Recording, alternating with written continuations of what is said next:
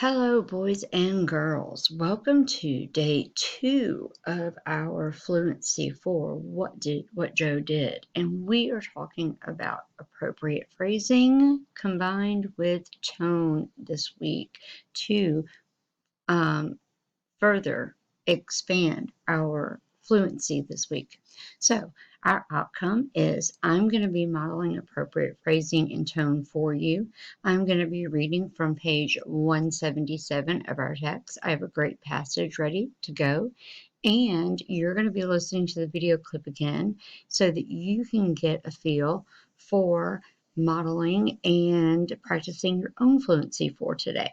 Make sure that you continue to listen to and watch when you're reading for that special punctuation like our question mark, our exclamation mark, those dashes that you may see, maybe quotation marks, things like that that give you the clues in your reading of where you are supposed to stop and where you're supposed to pause.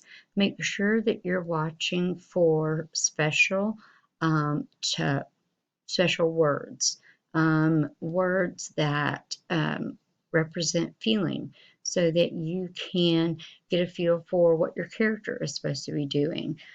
Words that express emotion, so that your tone can also go up and down.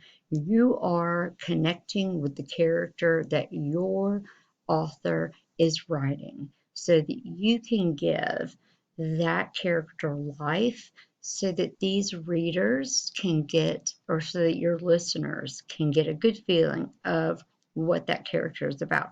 So here we go. Listen up, and I'm going to read a passage, and then your job is going to be to go back to page 177.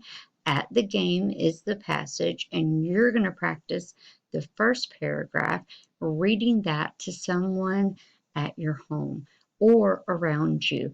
I want you reading that passage, that first paragraph, over and over again until it sounds amazing. So let's listen up.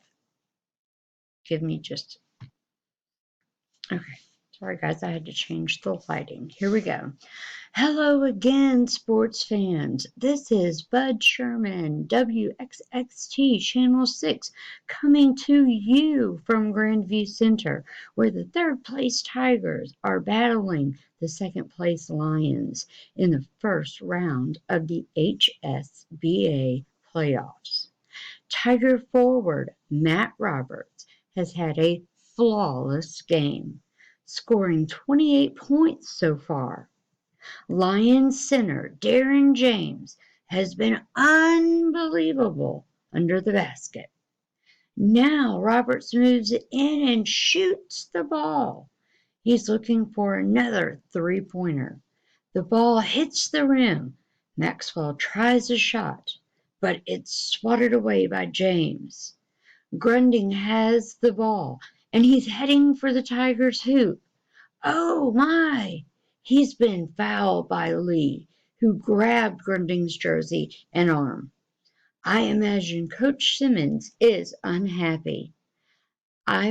That's Let's fourth foul in this half. Grundig had a reliable free throw, makes the both points, and Fitzer throws into Barton, who passes to Roberts. You know, I've always marveled at the way Roberts moves around the court, but this performance tonight just leaves me speechless. Roberts shoots from 30 feet out, and he scores! The Tigers win 87-84. All right, ladies and gentlemen, it is now your turn. I want you to go back to page 177 of your story, and it is called At the Game.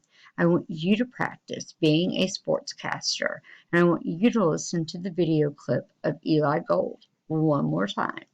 And then I want you to practice on that first paragraph. I know you can do it. I know you can have fun with it. So I will see you tomorrow for day 3. Have a great time. Bye-bye for now.